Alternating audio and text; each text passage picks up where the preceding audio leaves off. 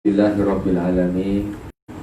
Itu lil muttaqin, adalah bagi orang-orang yang bertakwa. Kalau orang yang takwa, maka dia akhirnya akan jelek, di akhirat pun tidak bagus. Jadi wal aqibatu lil muttaqin. Allahumma sholli ala sayyidina Muhammadin tibbil qulubi wa dawaiha wa afiyatil abdani wa shifaiha wa nuril absari wa diyaiha wa ala alihi wa sahbihi wa sallim. Ikhwani wa akhwati billah, kaum muslimin dan muslimat di mana saja berada yang dirahmati Allah Subhanahu wa taala. Pada malam hari ini seperti biasa malam Ahad, semoga Allah selalu menjaga kita. Semoga Allah menyayangi kita. Alhamdulillah, pada malam hari ini kita dikumpulkan oleh Allah Subhanahu wa taala di dalam majlis ilmu, majlis yang penuh dengan berkah. Insyaallah dengan niat yang baik, dengan niat yang ikhlas, Allah akan menjaga kita. Walaupun sekarang situasi, keadaan sedang kurang kondusif atau tidak kondusif berhubungan dengan pandemi wabah ini, maka tetapi kita tidak boleh hanyut. Kita hanyut oleh kesusahan, hanyut oleh kegalauan tentang pandemi ini. Akhirnya kita tidak berbuat apa-apa, hanya diam, ketakutan menunggu kematian. Orang nih tak bisa lari dari kematian. Kalau nak sembunyi macam apa, mati tetap. Jadi jangan sampai ujian dari Allah Subhanahu wa taala ini menyebabkan kita hanya jadi seorang yang penakut saja, galau, justru tidak berbuat apa-apa. Insya Allah kita niatkan taklim kita pada malam hari ini juga bukan berarti kita dicerobot, tidak. Tapi kita harus yakin terhadap rahmatnya Allah Subhanahu wa taala. Allah Maha Baik. Allah Maha Baik. Semoga ketika kita menjaga ilmu, kita menjaga hadis-hadis Rasulullah SAW dengan majlis-majlis hadis, maka insya Allah Allah akan menjaga kita. Karena Al-Quran juga obat bagi kita, bukan hanya pil saja. Jangan berpikir yang obat itu hanya pil saja, bukan. Jadi bukan hanya kimia farma saja yang bisa bikin obat, tetapi Al-Quran dan hadis-hadis Rasulullah itu juga termasuk obat yang mujarab, yang harus kita itibatkan dengan itikat yang baik. Kita sampai kepada pembahasan Al-Aslu Al-Khamis, yaitu asal yang kelima, kitab Al-Arba'in fi Usulidin, 40 masalah pokok agama. Kita sekarang pada pasal yang kelima, pada asal yang kelima, pokok yang kelima, masih seputar tauhid. Jadi tauhid ada 10 pokok pembahasan yang kita tidak boleh salah, supaya ada bedanya antara kita ini ahlu sunnah wal jamaah dengan yang tidak ahlu sunnah wal jamaah. Al-aslu al-khamis yaitu al-iradah, kita sudah bahas kemarin. Kita sampai kepada pembahasan, kita simpulkan bahwa kalau kita berbicara masalah akidah, pernah saya sampaikan juga bahwa perbedaan aliran akidah itu yang terbesar adalah Qadariyah, Jabariyah, Mu'tazilah, Ahlu Sunnah wal Jamaah. Itu mazhab akidah. Qadariyah, Jabariyah, Mu'tazilah, kemudian Ahlu Sunnah wal Jamaah. Ada lagi Khawarij. Khawarij itu juga termasuk. Cuma yang terbesar di antara perbedaannya yang sangat mencolok, yaitu antara Qadariyah, Jabariyah, Mu'tazilah dan Ahlussunnah wal Jamaah. Khawarij juga termasuk aliran akidah sempalan yang melenceng dari akidah Rasulullah SAW dan para sahabat.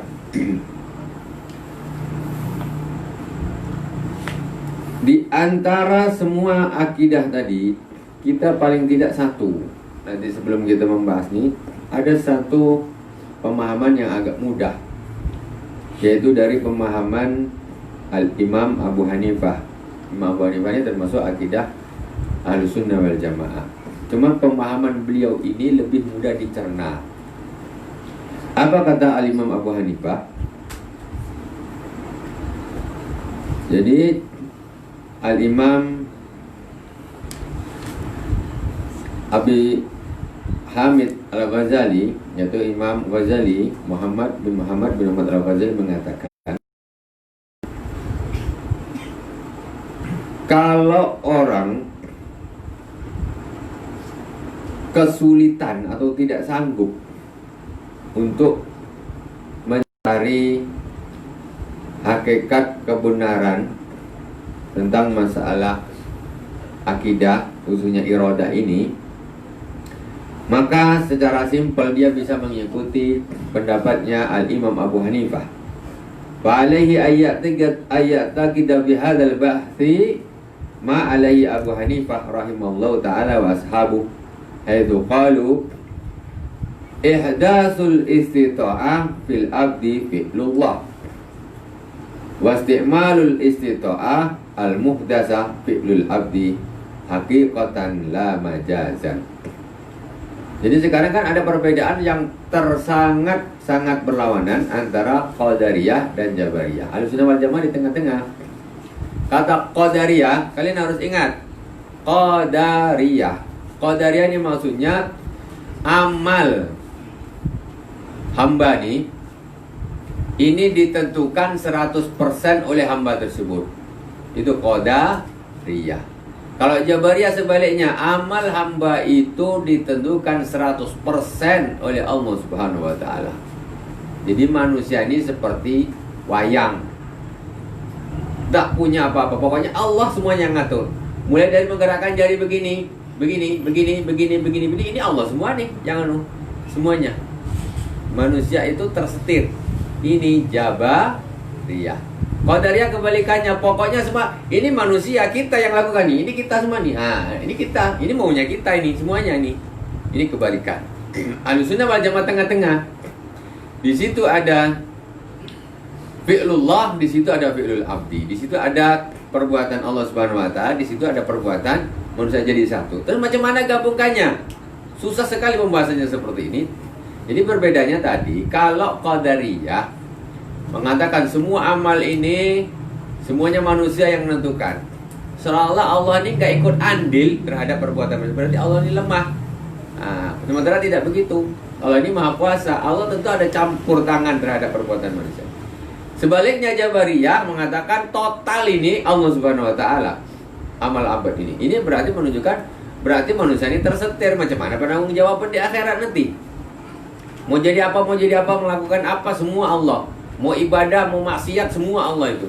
Manusia ini hanya ketempatan saja. Ketempatan saja.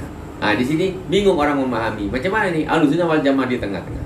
Di situ ada fi'lullah, di situ ada fi'lul abad. Di situ ada perbuatan Allah Subhanahu wa Ta'ala, di situ ada perbuatan hambanya. Gimana cara memahaminya? Nomor satu, yaitu kita paling kata ya Al-Imam Ghazali, kita paling tidak yang mudah kita ikut pemahamannya Imam Abu Hanifah. Yaitu kata Imam Abu Hanifah, ihdasul istita'ah fil abdi fi'lullah. Maksudnya memberi kemampuan untuk berbuat sesuatu, itu Allah yang bikin. Orang bisa angkat tangan gini, bisa berdiri, bisa berjalan, itu Allah yang bikin. Allah yang bikin. Kalau bisa berdiri, bisa berjalan, itu Allah yang bikin. Kekuatan itu, kalau Allah tak kasih, jangankan aku nak pergi ke masjid, keluar pintu rumah pun kau tak bisa. Maksudnya perbuatan ini, kemampuan untuk bergerak, ini Allah yang bikin. Kalau Allah tak bikin, manusia tidak akan bisa apa-apa. Kemudian berikutnya wal wasti'malul istita'ah al-muhdazah fi'lul abdi haqiqatan lamajan. Kemudian menggunakan kekuatan, kemampuan yang Allah sudah berikan kepada kita tuh, itu adalah amalnya manusia. Jadi Allah ini membuat satu kita kekuatan, kita bisa berjalan, kita bisa melangkah, angkat tangan, kita bisa bicara, itu Allah bikin. Itu perbuatan Allah Subhanahu wa ta'ala. Tetapi nanti kemampuan itu digunakan untuk apa? Itu manusia yang bikin. Mulutmu kau gunakan untuk apa? Kau gunakan untuk baca Quran, kau dapat pahala. Ini kau yang bikin, yang kerja. Tetapi kemampuan untuk mengajak, berbicara, mengucapkan sesuatu, itu Allah yang bikin kemampuannya. Nah, kemampuan. Setelah kau mampu, tinggal kemampuan untuk mengeluarkan suara dari mulutmu yang Allah berikan, yang Allah ciptakan itu, kau gunakan untuk apa? Kau gunakan untuk ibadah atau kau gunakan untuk maksiat? Kakimu, tanganmu, semuanya ini, tangan kita nih, ini Allah yang ngasih kekuatan nih. Kalau Allah tak ngasih, mana bisa ngangkat tangan ini? Terus ini kita gunakan untuk apa tangan? Nah, kita gunakan untuk apa? Untuk nolong orang atau untuk bermaksiat? Ini baru perbuatan manusia yang dia dari situ dia akan mendapatkan pembalasan. Dia gunakan dengan hal-hal yang baik, maka dia dapat pahala. Kalau dia dengan hal-hal yang tidak baik, maka dia tidak mendapat pahala, bahkan mendapat dosa. Itu pemahaman yang mudah Ahlussunnah wal Jamaah menurut pemahaman Imam Abu Hanifah. Jadi di situ pemahaman. Jadi penggabungan, ada penggabungan antara fi'lullah dan fi'lul abdi. Wal qadariyatu angkaru qada Allah. Paham qadariyah ini, mereka ingkar terhadap qadanya Allah, keputusan Allah Subhanahu wa taala. Nanti ini mau jadi begini, jadi begini, jadi begini, jadi begini. Qadariyah tak mampu, ingkar terhadap ini. Tidak bisa. Itu semua manusia nanti yang melakukan. Dia mau jadi penjahat, mau jadi orang baik, itu manusia. Allah nggak ada menetapkan gini, nggak ada. Mereka ingkar terhadap keputusan Allah Subhanahu wa taala. Wara'a al-khaira wa syarra min anfusihim, kebaikan dan keburukan itu semuanya untuk atau berasal dari hamba tersebut. Sedangkan Jabariyah i'tamadu al-qada, wara'a al-khaira wa syarra min Allah taala, wa lam yarau min anfusihim fi'la. Kebalikannya Jabariyah, mereka menganggap semua yang baik dan buruk itu berasal dari Allah Subhanahu wa taala, manusia tidak ikut campur tangan. Wa amma Ahlussunnah wal Jamaah wal Mu'tazilah. Wal Mu'tazilah adafu asyarra faqat ila anfusihim. Kalau orang Mu'tazilah, dia nih kalau dia beramal, kalau pas amal baik itu dari Allah, kalau pas amal buruk itu dari kita. Itu Mu'tazilah. Dia pokoknya kalau yang baik-baik semuanya ini Allah yang bikin. Yang jelek-jelek ini manusia yang bikin. Jadi separuh-separuh. Kalau Qadariyah tadi semuanya manusia, mau jelek mau buruk manusia. Kalau Jabariyah semuanya mau jelek mau buruk itu Allah Subhanahu wa taala.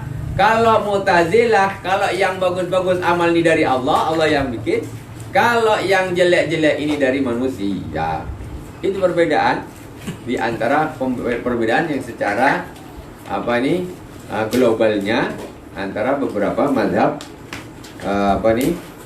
akidah itu tadi. Nah, itulah diantaranya perbedaannya. Jadi kadang-kadang, mohon maaf, kadang-kadang perkataan yang sering kita dengar, ini segala yang baik itu datangnya dari Allah, yang jelek itu datangnya dari saya, itu sebetulnya akidah Mu'tazilah. Sebetulnya begitu. Tapi ini sering kita dengar. Ini namanya orang nggak paham mungkin ya. Jadi kalau Mu'tazilah begitu, apa-apa perbuatan kita yang jelek-jelek itu berarti kita yang bikin. Kita yang bikin. Tapi yang baik-baik, sholat, puasa, infak, nah ini Allah nih. Nah gitu. Jadi begitu. Berangkat dari ketidaktahuan.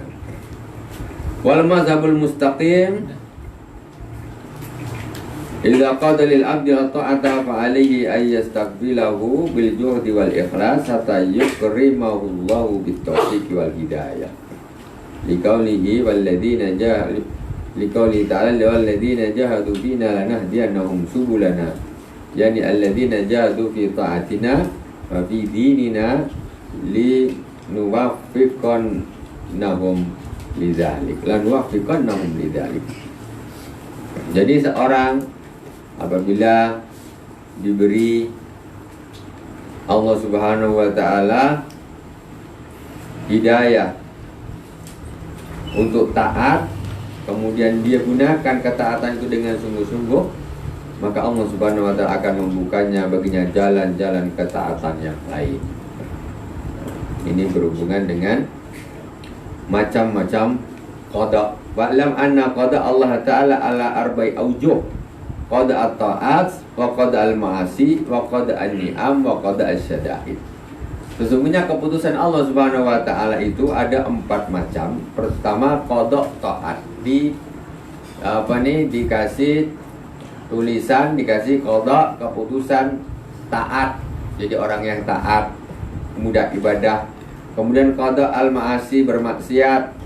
Kemudian qada an-ni'am, dapat nikmat. Wa qada syada'id, kemudian qada kesusahan. Bagaimana cara menghadapinya? Pertama, kalau mendapat qada ketaatan, maka hendaklah digunakan dengan sungguh-sungguh agar Allah membuka jalan-jalan yang lain. Kemudian idza qada al-ma'siyata fa alayhi ay yastaqbilu bil istighfar wa taubah wan nadamah. Kalau terjadi qada kemaksiatan, maka cara menghadapinya yaitu dengan cara beristighfar, tobat dan menyesal. Itu cara ujian. Gimana nih? Dia mau tobat tidak? Dia mau istighfar tidak? Dia mau menyesal apa tidak? Kalau dia tidak mau, itu berarti dia salah. Semuanya dites. Wa idza qada ni'mata yastaqbilahu bisyukri wa sakha. Kalau dia dikasih keputusan Allah Subhanahu wa taala, diberi nikmat, maka hendaklah dia bersyukur dan hendaklah dia ini jadi orang yang dermawan. La hatta yukrimu bi ziyada liqauli la in syakartum la azidannakum. Sampai nanti kalau dia mau bersyukur maka akan ditambah oleh Allah Subhanahu wa taala. Wa idza qada shiddata fala yastaqbilu bis sabri war ridha hatta yutil karma fid daril akhirah wallahu yuhibbus sabirin. Kalau orang itu diberi Allah Subhanahu wa taala qada, keputusan kesusahan, maka hendaklah dihadapi dengan kesabaran dan ridha kepada Allah Subhanahu wa taala. Jadi semuanya kepake ilmunya. Kadang bermaksiat itu harus tobat, harus menyesal, harus istighfar. Kadang taat harus sungguh-sungguh taat, jangan nanggung-nanggung, agar Allah Subhanahu wa taala membuka jalan-jalan yang lain. Kalau dikasih kenikmatan sengaja Allah kasih nikmat, ini bersyukur apa tidak? Syukur. Kemudian dikasih kesusahan macam mana, sabar apa tidak? Maka kita harus sabar. Itu diantaranya semua adalah keputusan-keputusan Allah kepada hambanya. Intinya kita di dalam bab iradah ini kita sudah tahu, kita harus bisa membedakan antara Qadariyah, Jabariyah, Mu'tazilah dan Ahlussunnah wal Jamaah. Jadi Ahlussunnah wal Jamaah tadi sebagaimana kita tidak menafikan perbuatan manusia total, juga tidak mengatakan semua ini adalah perbuatan Allah, manusia seperti wayang juga tidak, tetapi sama-sama di situ ada andil di dalam suatu perbuatan. Ada andil dari Allah Subhanahu wa taala, juga ada peran dari makhluk tersebut, sehingga dia harus mempertanggungjawabkan apa yang dia lakukan di akhirat. Kita masuk kepada al-asl yang pokok yang ke-6, ya, pokok yang ke-6, betul. Kita masuk pokok yang ke-6, al-aslu as-sadis. Pokok yang ke-6, bisam'i wal basar, yaitu tentang Allah pendengaran. Allah Maha mendengar, ya, tentang pendengaran dan penglihatan Allah Subhanahu wa taala.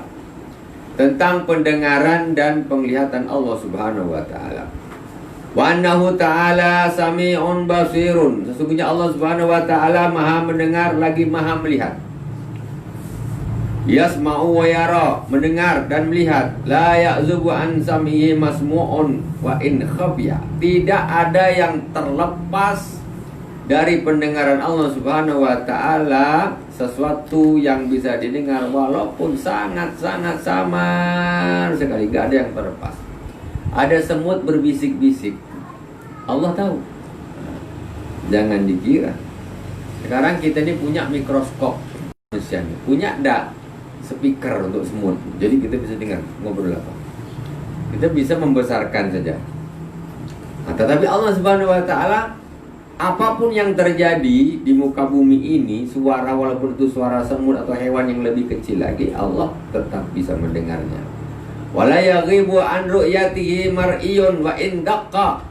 Tidak ada sesuatu yang bisa terlewatkan dari penglihatannya, walaupun itu sangat-sangat lembut sekali. Kalau kita nak nengok bakteri harus pakai mikroskop, Allah tak pakai mikroskop, tahu, bisa melihat Allah Subhanahu wa taala. Kalau kita pakai mikroskop, kadang huruf aja tak nampak, apalagi bakteri, apalagi virus. Corona macam mana? Tapi Allah nampak, Allah tahu, Allah Maha tahu. Wala yajubu samahu bu'dun. Pendengaran Allah Subhanahu wa taala tidak terbatasi oleh jauh. Kalau dekat dengar, kalau jauh dengar, sinilah aku mana dengar, sini dekat, sikit, kuatkan sikit. Itu makhluk manusia. Kalau Allah gak ada istilah dekat, jauh gak ada, semuanya sama. Pendengaran Allah Subhanahu wa taala. Pendengaran Allah Subhanahu wa taala itu jelas berbeda dengan pendengaran manusia. Wala yadfa'u ru'yatu zulam. Penglihatan Allah Subhanahu wa taala tidak bisa tertutupi, terlindungi oleh kegelapan. Kalau kita nih ngelihat harus terang, tadi dah terang tambah lampu satu lagi, biar terang. Ini penglihatan manusia. Kalau Allah nggak pakai lampu-lampuan, nggak pakai lampu-lampuan. Lampu itu penglihatan kita, manusia, makhluk. Tapi ada makhluk pun tak pakai lampu pun bisa. Allah Subhanahu wa taala nggak ada urusan dengan lampu, nggak ada urusan dengan gelap. Pokoknya semua bagi Allah itu terlihat dengan jelas. Jadi kalau pencuri itu dia bisa sembunyi di kegelapan, sembunyi dari manusia, dia tidak akan pernah bisa sembunyi dari Allah Subhanahu wa taala, tak bisa. Bermaksiat di mana-mana, sembunyi dari orang bisa kemana-mana, tapi dari Allah Subhanahu wa taala tidak bisa. Manusia ini ketutupan tembok, ketutup papan aja tak nampak, Allah akan selalu nampak. Yara min ghairi hadaqatin wa ajfan. Hadaqah dan ajfan. Allah tuh melihat tanpa pakai ini mata, maksudnya nggak pakai kelopak mata. Maksudnya nggak pakai mata lah. Jangan berpikir kalau Allah tuh, kalau kita bilang Allah tuh melihat, oh berarti Allah punya mata. Mata ini manusia, ini manusia nih. Jangan Allah kita pikir Allah maha mendengar berarti Allah punya telinga.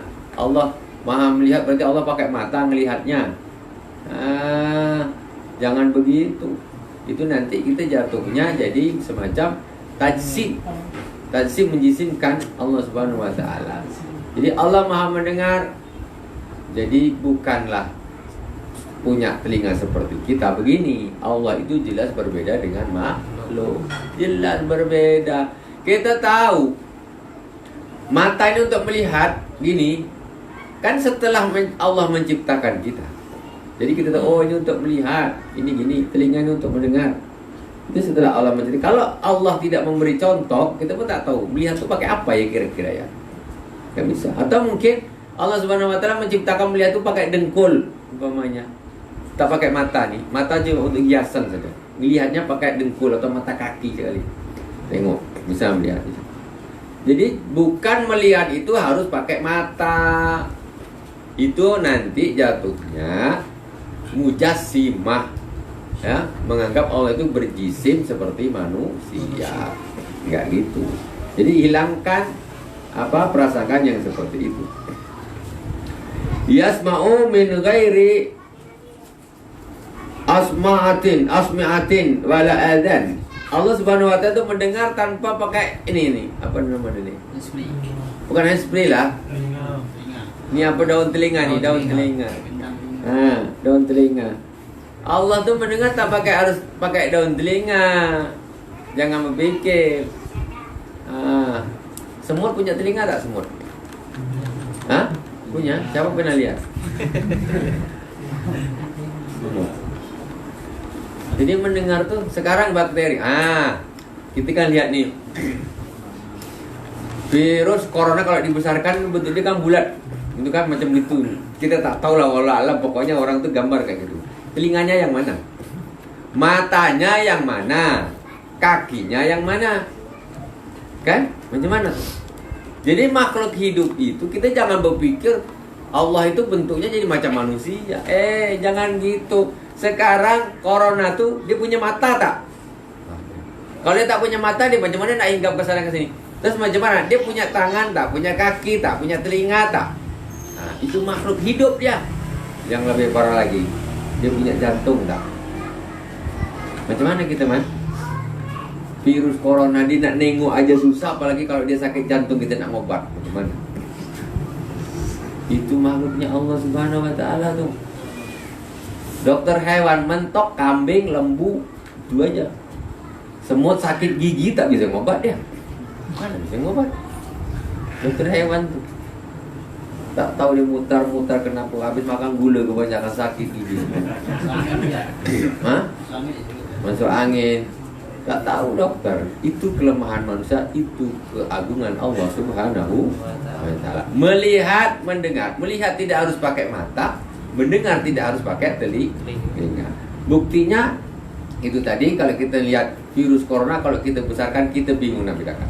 Mana mulut dia, mana mata dia, mana telinga dia, kan? Kita tak usah berpikir jauh-jauh macam mana bentuk Allah, na'udzubillah. Jangan sampai berpikir seperti itu. Dan jangan juga berpikir bahwa mendengar tadi harus pakai telinga. Kama ya'lamu min ghairi qalbin. Allah Subhanahu wa taala juga tahu. Tak harus dia pakai hati atau jantung, tak harus. Tak harus. Berpikiran dan lain sebagainya, tidak harus dia punya akal gini, enggak harus. Itu manusia semua, jangan berpikir seperti itu. Wa yabtisu min ghairi jarihatin. Allah memukul tanpa ada pakai anggota tangan, maksudnya anggota badan. Kalau kita nak mukul orang, pukul begini, pakai tangan. Terus Allah bomnya nak mukul, apakah dia juga harus pakai tangan gini mukul? Enggak harus. Enggak harus. Sekarang angin punya tangan enggak? Enggak tahu kita. Tapi berapa banyak orang kalau kena angin melanting ini kemana-mana. Kau kena jingkang, kena tinju sama angin. Entah dia tak ada tangan, tak ada kaki, tapi saya terasa tolak sama dia, dipukul sama angin. Tak pakai tangan, tak pakai kaki, bisa menjatuhkan orang. Makanya Allah Subhanahu wa taala juga begitu. Bukan maksudnya sedikit kita bisa mengambil satu pemahaman bahwa sesungguhnya nak mukul itu juga tidak harus pakai tangan. Itu kita aja manusia. Kemudian wa yakhluqu bighairi alah. Allah Subhanahu wa taala itu menciptakan tanpa alat. Macam mana menciptakan tanpa alat? Kita nak bikin klepon aja berapa alat? Tahap apa diginikan aja, apa diparut lah, ginilah, gulanya, kelapanya di mesin lah. Tahu banyak. Kelapa pergi ke sana pakai mesin ini, belum joloknya gini, semua alat kita nih. Berapa alat yang kita gunakan hanya untuk bikin sebiji klepon? Berapa? Mulai dari apa namanya ini? Jolok nih, atasnya ada aritnya turun ke bawah, kelapa kita ini kan kupas, kita harus pakai parang, masukkan ke mesin, keluar, ada tempatnya gini, macam-macam, nanti penyaringan gini. Berapa alatnya? Klepon. La ilaha illallah, susah betul. Allah nak bikin tak susah macam gitu. Kita nak bikin klepon aja susah. Allah menciptakan seluruh langit dan bumi ini tidak pakai alat. Begitu saja jadi. Macam mana? Itu kekuasaan Allah. Kita tidak bisa masukkan ke dalam otak. Kita nggak bisa. Nggak bisa. Tidak bisa sama sekali. Jadi Allah Subhanahu wa taala jangan berpikir menciptakan itu pakai alat macam kita nak ciptakan. Berarti Allah Subhanahu wa taala nak ciptakan di pikiran ini jangan ada. Allah ni menciptakan Nabi Adam kan pakai tanah. Allah ambil tanah dibentuk gini bikin kaki, bikin tangan, mata, rambut. Baru tiup, jadi manusia. Kau ni jangan berpikir yang macam gitu. Allah menciptakan itu tanpa alat. Walhasil wallahu a'lam macam mana itu bisa jadi. Itu saja. Tak usah gitulah. Sekarang kita tengok kita semuanya ni dulu sebelum kita jadi manusia, apa kita? Ada bentuk kaki di situ, ada bentuk kepala, ada bentuk tangan. Tak ada. Mana ada? Ya kan? Waktu kita belum ada. Apalagi kenalan lagi. Kan? Kau nak jadi apa? Nggak ada. Tapi kau tahu tak ada tangan, ada ting. Macam mana bikinnya? Macam mana? Apa di dalam tu ada bikin gini.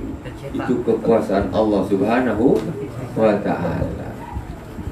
Kalau bikin batu bata kotak, cetaknya kotak jadi. Kita cetaknya mah di kayak gini dalam. Tak ada lah. Mana ada cetak apa rahim itu kan tidak berbentuk macam cetakan batu bata. Rahim itu begitu saja, tapi keluarnya punya tangan, punya kepala, punya kaki. Itu semuanya Allah yang bikin. Tengoklah, kalau kita berpikir tentang kekuasaan Allah Subhanahu wa taala itu, apa tak yakin gitu? Kalau sudah macam itu, macam mana kok orang bisa ada sendiri? Idla tusbihu sifatuhu sifatil khalqi kama la tusbihu dzatuhu dzatil khalqi. Jadi sifat-sifatnya Allah Subhanahu wa taala itu tidak sama dengan sifat-sifatnya makhluk. Juga zatnya Allah Subhanahu wa taala tidak sama dengan zatnya makhluk. Manusia ini cuman satu di antara tidak tahu berapa miliar atau ini makhluknya Allah Subhanahu wa taala. Kan itu. Manusia ini salah satunya, bentuknya macam gini. Macam Iman, macam Bobby, bentuknya gini. Ini baru salah satu bentuk makhluknya Allah Subhanahu wa taala. Ada bentuknya bang, ikan buntal. Ikan buntal bentuknya itu salah satu makhluknya Allah, gitu loh. Jadi manusia ini kan hanya salah satu di antara bentuk makhluknya Allah Subhanahu wa taala. Ada gajah, ada rusa, ada cacing. Itu kan makhluknya Allah. Kenapa harus orang ini berpikir bahwa Allah itu bentuknya kayak manusia? Kenapa harus begitu? Sementara makhluk Allah itu bukan cuma manusia saja. Kan gitu. Belum lagi yang virus dan lain sebagainya. Makanya Allah itu tidak boleh disamakan dengan makhluk, apalagi dengan manusia. Kok bisa? Kenapa harus disamakan dengan manusia? Ya kan? Nah, sementara makhluk Allah itu kan banyak. Kenapa harus manusia saja? Itu. Jadi yang jelas satu, sifatnya tidak sama. Mendengar tapi tidak sama seperti pendengaran manusia. Melihat, Allah melihat tetapi tidak sama seperti penglihatan manusia yang bisa terbatas oleh tembok. Pendengaran bisa terbatas oleh jauh. Allah tidak ada seperti itunya. Ya, tidak ada seperti itu.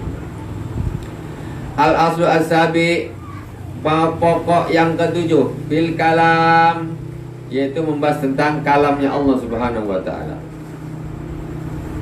Wa annahu mutakallimun amirun nahin. Allah Subhanahu wa taala, sesungguhnya Allah Subhanahu wa taala itu berbicara. Allah memerintah dan Allah melarang.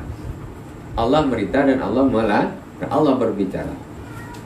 Wa'idun mutawa'idun bi kalamin azali qadim. Qa'imun bidatihi la yusbihu kalamu kalamal khalqi kama la yusbihu dhatuhu dhawatil khalqi. Falaysa bisautin yahdusu min insilali hawain wastikaki ajramin wala harfin yang qati'u biidbaki safatin au tahriki lisanin. Allah Subhanahu wa taala itu berbicara. Allah menyuruh, Allah memerintah, Allah menjanjikan. dengan kalam azali. Kalam azali itu apa?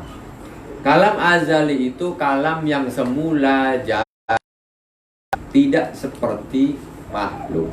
Makhluk ini macam mana? Berbicara. Saya sekarang sedang berbicara. Ini namanya bukan azali. Tadi diam, sekarang berbicara. Ini kalamnya makhluk. Tapi kalamnya Allah Subhanahu wa taala itu azali, semula jadi. Gak ada istilahnya Allah telah berbicara, Allah sedang berbicara, atau Allah akan berbicara. Gak ada begitu. Tapi itu azali, memang semula jadi ada. Jadi berbeda kalamnya Allah Subhanahu wa taala dengan kalam makhluk kita ini. Kalamnya Allah Subhanahu wa taala itu tidak tercipta dari mengatupnya bibir. Kalau kita bilang a, ma, ta, kita semua pakai bibir ini. A, ba, ta, ta. Ini kalamnya manusia. Allah kayak gitu. Jangan berpikir Allah berfirman, pokoknya Allah macam kita nih bilang. Kita macam omongan manusia gini. Tidak, sama sekali tidak. Ketika Allah Subhanahu wa taala berfirman alhamdulillahirabbil alamin, itu bukan berarti Allah bunyi alhamdulillahirabbil alamin, enggak begitu. Itu sudah menjadi bahasa makhluk. Tetapi alhamdulillahirabbil alamin itu kalam azali, semula jadi ada pada zatnya Allah Subhanahu wa taala, yang di situ ada alhamdulillahirabbil alamin tanpa ada huruf, enggak pakai bibir, enggak pakai lidah dan lain sebagainya. Azali itu semula jadi. Azali itu nggak ada akan berbicara, telah berbicara, sudah berbicara. Memang semula jadinya ada. Kalau kita berbicara, kalau makhluk ini ada diam, ada berbicara. Allah nggak gitu. Allah yang dimaksud Allah berbicara itu memang Allah zat. Kalau Allah nggak berbicara dalam arti, berarti macam mana kita akan mendapatkan apa istilahnya maklumat dari Allah Subhanahu wa taala? Nah, cuma Allah itu jadi berbicara, maksudnya sehingga kita bisa paham. Tetapi jangan kita berpikir berbicaranya Allah Subhanahu wa taala itu seperti berbicaranya kita. Adapun ketika dia sudah berupa alif lam mim dzalikal kitabul la raiba fihi, ini sudah sudah menjadikan di bahasa, sudah disyariatkan menjadi bahasa makhluk. Nah, tetapi hakikatnya Al-Qur'an itu azali, ada pada zatnya Allah Subhanahu wa taala. Itu begitu. Jadi bedanya di situ. Wala harfin. Jadi wala tahriki lisanin, kalamnya Allah Subhanahu wa taala itu tidak tercipta dari geraknya lidah. Ya. Jadi kalau kita pikir gitu berarti Allah sama manusia lah nanti. Tidak begitu. Sekarang contoh gini sajalah. Sekarang contoh gini. Sekarang ada, kalau dulu ada, atau kaset aja kamu. Kaset kalau kita putar, kaset tuh ada punya mulut enggak? Kan enggak punya mulut, enggak ada giginya, enggak ada bibirnya. Tetapi ketika kita putar kaset tuh, dia bisa mengeluarkan suara. Itu maksudnya, itu diantaranya. Maksudnya untuk memudahkan pemahaman gitu loh. Jadi berkata itu bukan berarti harus membutuhkan lidah, bibir, itu enggak harus. Ini Allah Subhanahu wa taala, Allah Maha Suci dari hal yang seperti itu. Nah, itu contoh. Wa anal Qur'ana wa Taurah wal Injil waz Zabur kutubuhu al-munazzalah al-munzala ala rusulihi. Wa anal Qur'ana maqru'un bil alsinah maktubun fil masahif mahfudun fil qulub. Wa annahu ma'a dzalika qadimun qa'imun bi dzatihi ta'ala la yaqbalul infisal wal iqtiraf bil intiqal ilal qulubi wal awraq. Jadi Al-Qur'an itu hakikatnya firman Allah Subhanahu wa taala itu bukan alif lam mim dza lam kaf alkitab. Itu bukan itu hakikat kalam Allah Subhanahu wa taala. Hakikat kalamullah itu yang ada pada zatnya Allah Subhanahu wa taala. Tetapi untuk memahamkan kepada makhluk kalam Allah ini macam mana kok kita bisa paham? Nah, ini maka dijadikanlah dibahasakan menjadi bahasa makhluk berupa alif lam hamdu lillahi. Itu huruf. Hakikatnya kalamullah bukan itu. Bukan kertas, bukan.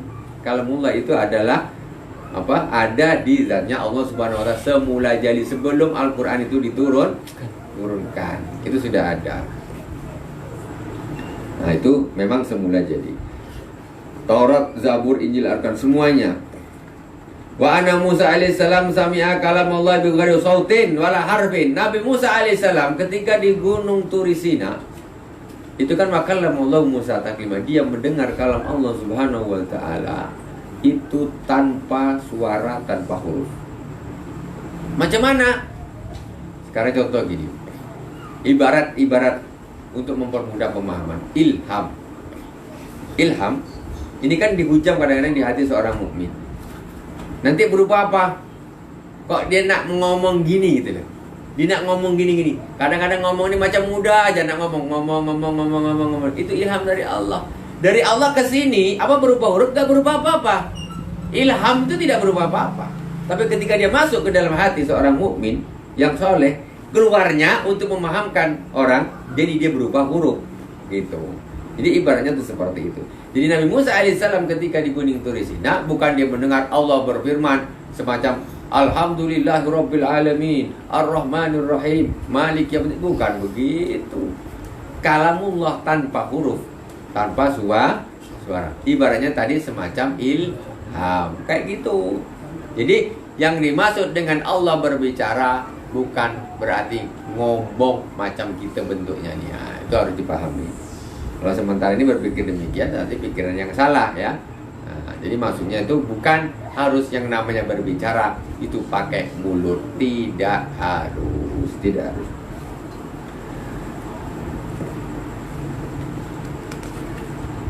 Wallahu subhanahu wa ta'ala a'lam. Sekarang insyaallah kita masuk nanti di yang ke-8. Pembahasan yang ke-8. Hah? Ini ada pertanyaan dari jamaah nih Pak Sarid. Apa tuh? Ini kan tasawuf yang kita bahas nih Pak Sarid. Ya. Tasawuf. Yang kita bahas Ini bukan tasawuf, ini tauhid. Ya nanti ada tasawufnya. Sekarang masih tauhid. Ya gimana? Abuya baca tuh. Dibacakan. Abuya Sarif Afwan mau bertanya katanya. Abuya mohon maaf, ada saya membaca artikel dan melihat di media bahasan tentang tasawuf dan ijtihadnya Imam Syafi'i. Di mana ijtihadnya Imam Syafi'i mengatakan bahwasanya tasawuf itu tidak berada di jalan yang lurus dan tidak pernah diperintahkan atau bahkan dicontohkan oleh Rasulullah SAW. Dan itu berarti bahwa ajaran tasawuf itu lebih baik segera ditinggalkan karena menyelisihi dari apa yang diajarkan oleh Rasulullah. Dan Imam Syafi'i pun membantah aliran tersebut. Barulah kita berada pada jalan yang lurus, kembali kepada Al-Quran dan As-Sunnah. Tapi kalau kita tidak setuju dengan ijtihadnya Imam Syafi'i tentang tasawuf, berarti itu kita tidak mengikuti Imam Syafi'i sementara kita bermazhab Imam Syafi'i.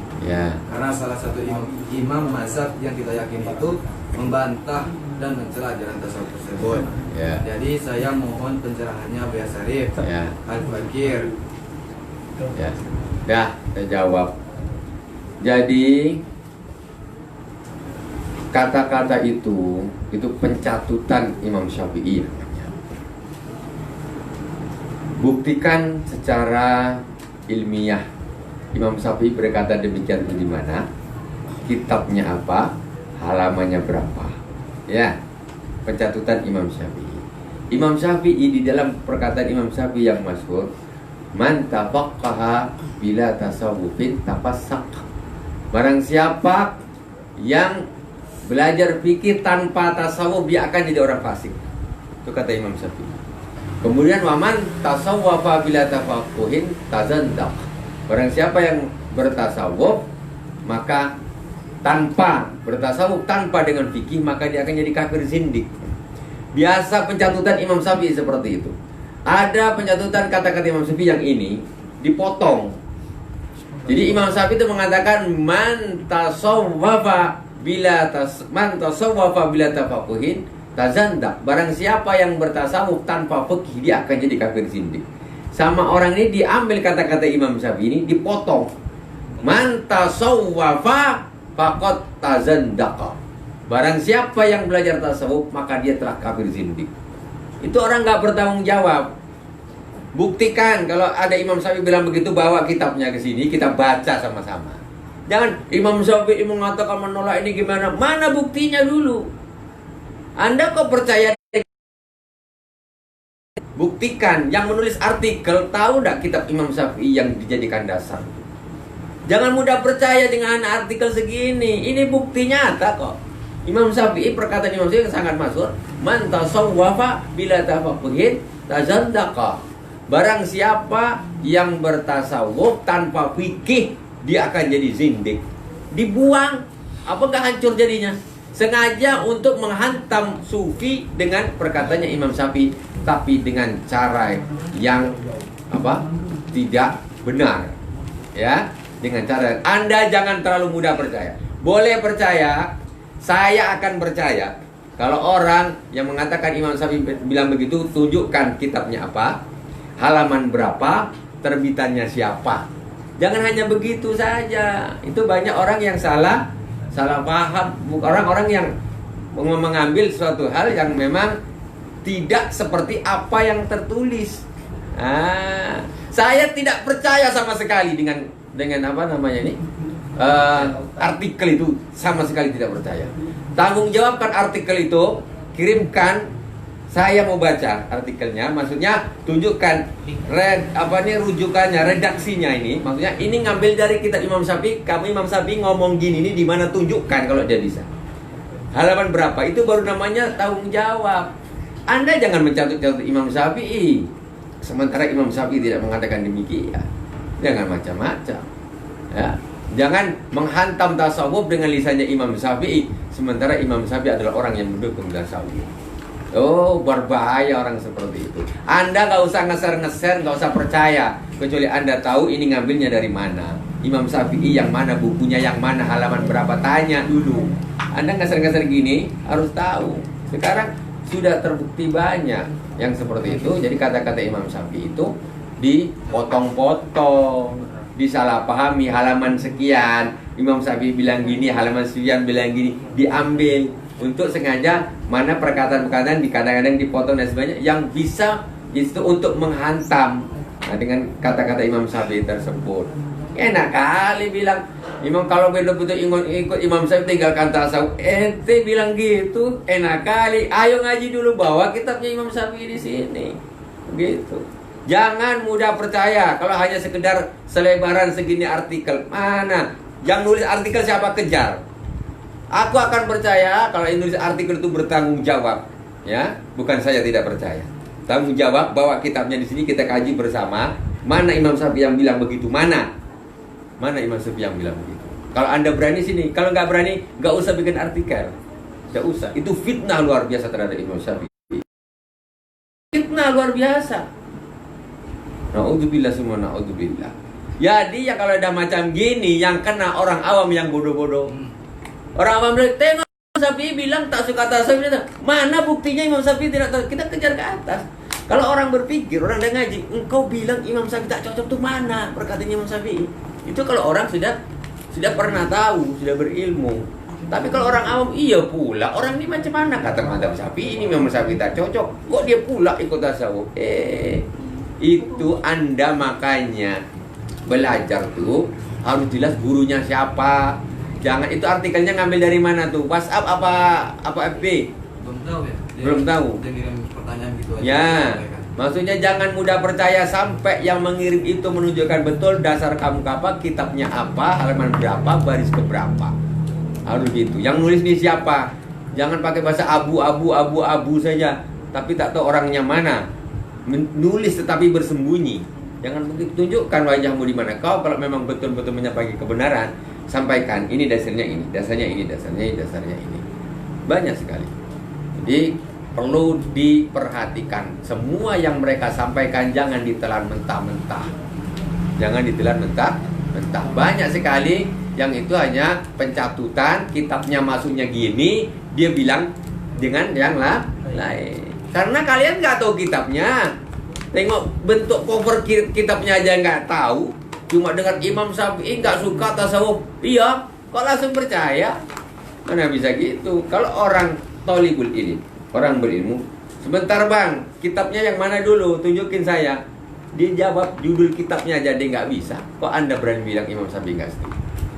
Nah, inilah untuk berhati-hati kepada saudara-saudara kami semuanya.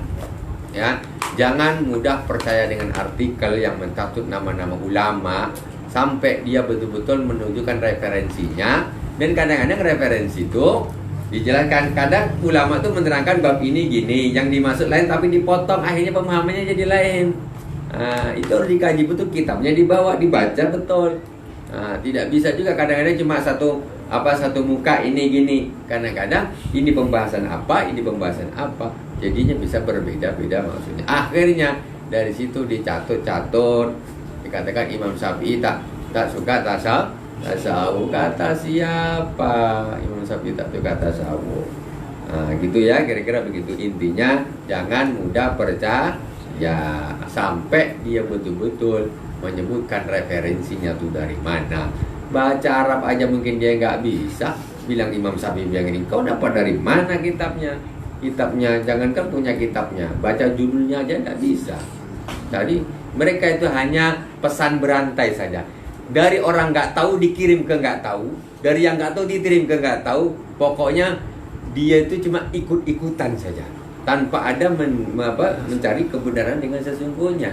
Dicek betul, coba katanya, nggak bisa jawab. Ini Imam Syafi'i kitab apa? Nggak bisa jawab. Tanya sama yang nge-share kau dapat dari mana? Tanya deh, nggak tahu juga. Tanya ke atas, nggak tahu juga. Cuma asal share aja. Itu yang seperti itu berbahaya ketika orang lain menjadi tersesat, orang lain menjadi mengklaim Imam Syafi'i nggak suka tasawuf, padahal Imam Syafi'i itu orang yang suka dengan tasawuf. Tasawuf itu mulai zaman sahabat, mulai zaman ashabus sufah, ya, mulai zaman itu sudah ada. Jadi tasawuf itu jangan Anda yang mengartikan tasawuf itu perkara-perkara yang melenceng saja yang dilakukan oleh oknum-oknum, nggak begitu, ya. Tasawuf itu artinya di dalam tasawuf itu adalah akhlak bersama Allah Subhanahu wa taala dan akhlak bersama makhluk, akhlak bersama Allah juga. Tasawuf itu bagaimana nyembah Allah Subhanahu wa taala, akhlak bersama makhluk juga begitu. Wallahu a'lam. Subhanakallahumma wa bihamdika asyhadu an la ilaha illa anta astaghfiruka wa atubu ilaik. Wa sallallahu ala sayyidina Muhammadin wa ala alihi wa sahbihi wa baraka wa sallam. Walhamdulillahirabbil alamin. Wassalamualaikum warahmatullahi wabarakatuh.